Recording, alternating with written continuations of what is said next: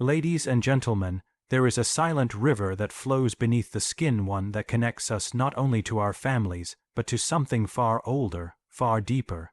It is blood, not just a fluid, but a symbol of inheritance, temperament, and perhaps destiny. Today, I invite you to explore the idea that your blood type does not lie. It tells a story not merely of biology, but of inner truths waiting to be remembered. The blood remembers what the mind forgets. Long before we learn to speak, before we understand names or places, our blood is already carrying the silent imprints of those who came before us. It flows with the memory of generations, of their triumphs and traumas, of their instincts and fears, of the choices they made and the prices they paid. Where the mind is easily distracted by the flickering images of the present, blood is loyal to the past. It does not forget, it does not rationalize, it simply carries what is true. The mind is clever, yes, it builds stories, filters reality, and reshapes memories to make life bearable. It often hides what it finds uncomfortable. It buries what it cannot face, but the blood, flowing quietly through every cell, holds onto the full story, even the parts we would rather leave in the dark. The body responds when the conscious mind denies. The unease we feel in certain places, the strange comfort we find in others, the unexplainable fear, the sudden connection, these are not random. These are echoes from the deep well of inherited memory. We are haunted not only by our own experiences, but by those of our ancestors. And this haunting is not something to be feared, it is a path to understanding. For what we carry in our blood is not only pain, but also strength. Their endurance lives in us, their resilience beats in our chest, their wisdom, unspoken and unwritten, still guides our instincts in moments of crisis. This is why sometimes we know things we cannot explain because our blood already knows. To ignore this living memory is to live as a stranger to oneself, but to honor it, to sit in silence and listen to what the blood is trying to say, is to begin the process of becoming whole. The blood speaks in symbols, in dreams, in reactions we cannot name. And if we are willing to listen without judgment, it will take us to the root of who we are. The blood does not lie and it does not forget. It waits patiently, like an old friend, ready to remind us of what we were born to know. Behind every blood type is a psychological pattern. Though we may believe ourselves to be entirely shaped by environment or free will, there are deeper forces at work, ones that move beneath conscious thought, embedded in the very structure of who we are. Blood, often seen as nothing more than a biological necessity, carries within it not just physical traits, but psychological tendencies. It is more than plasma and cells. It is temperament, disposition, and orientation toward life. Each blood type reflects not just a medical category, but a way of being in the world. Some individuals are born with a natural inclination toward order, precision, and discipline. They find comfort in structure, in method, in responsibility. These are not merely learned behaviors, they resonate from within. Others carry a wild flame, a restlessness, a need to move, to experience, to break rules rather than follow them. Some feel a quiet sensitivity, an openness to others' feelings, a deep empathy that draws them into the emotional worlds of those around them. And then there are those whose minds are always questioning, analyzing, standing slightly apart from the crowd, observing more than they engage. These patterns are not random. They are not simply the result of culture or upbringing. They align often uncannily with the invisible map encoded in the blood. This is not to say that our fate is fixed by our blood type, but rather that we are born with certain psychological inclinations that shape our experiences from the inside out. The blood is like a compass, subtly pointing us in certain directions, favoring certain responses, highlighting particular values. And when we study this with care, we begin to see how the same environments can affect different individuals in radically different ways. One person thrives under pressure, another crumbles. One prefers solitude and silence, another craves the energy of groups. These are not mere quirks, they are signatures of the inner design. The blood colors how we relate to conflict, how we express emotion, how we process love, grief, fear, and joy. It influences our leadership style, our creative impulse, our spiritual longing. This truth invites a deeper kind of self-awareness. Rather than asking, "What should I become?" perhaps we should begin by asking, "What does my nature reveal about me already?"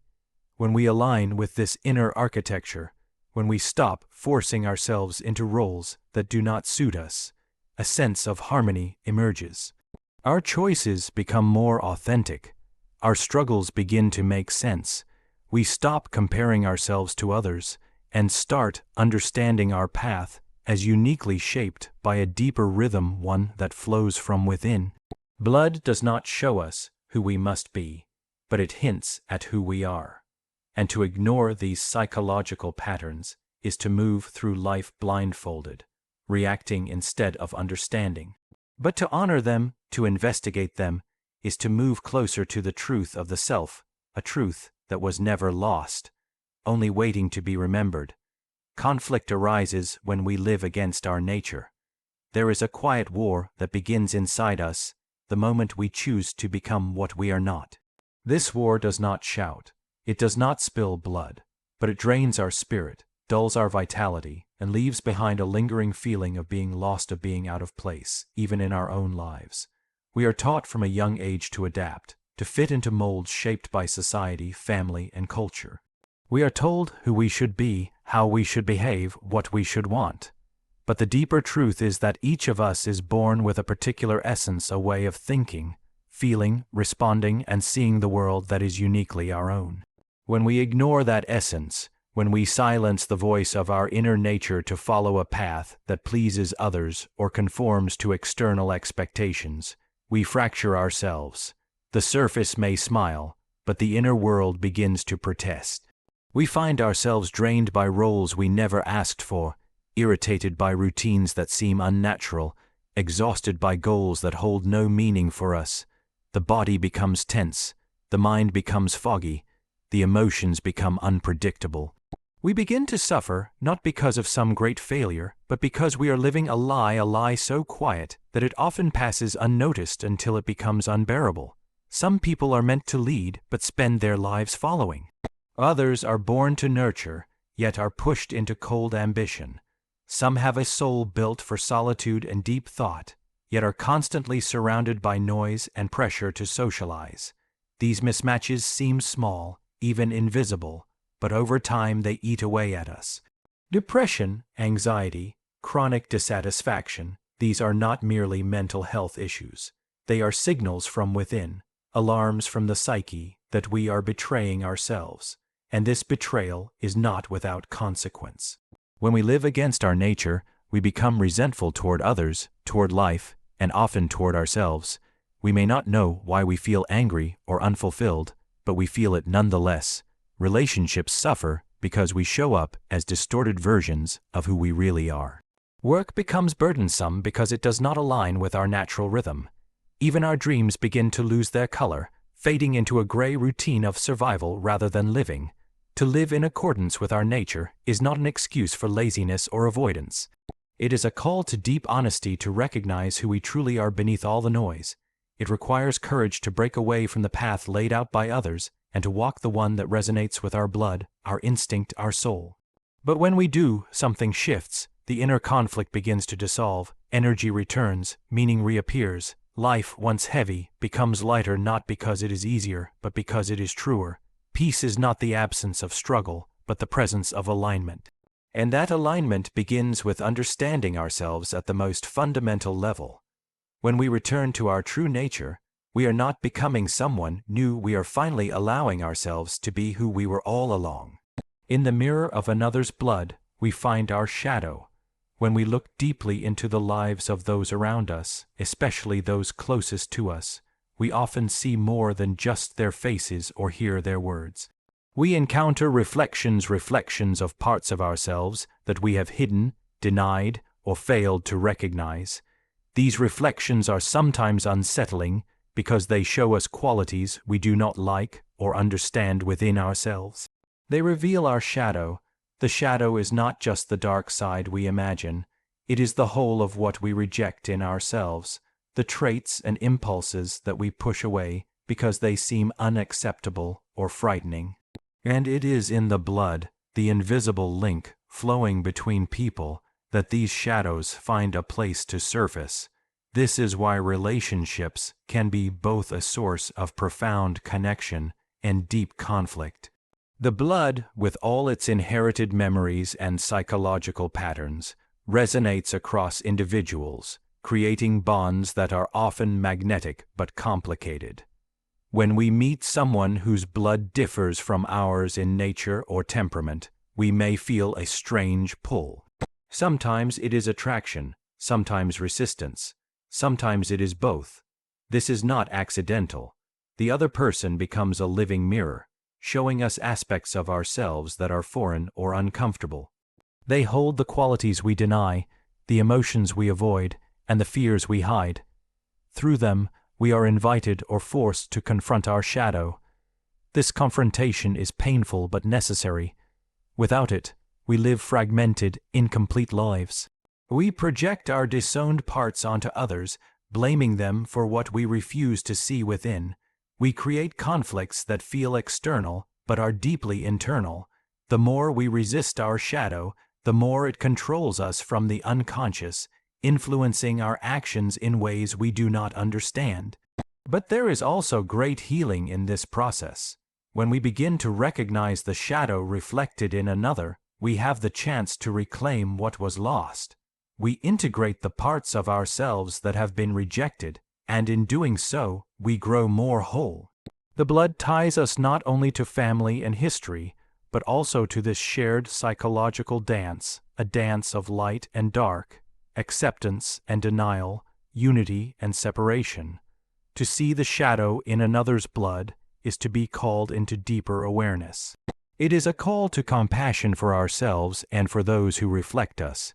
It reminds us that we are never truly separate. Our lives are intertwined by invisible threads of inheritance, psyche, and spirit. And by facing the shadow in the mirror, we move closer to healing the divisions within and between us. To know your blood is to begin the journey of self-knowledge.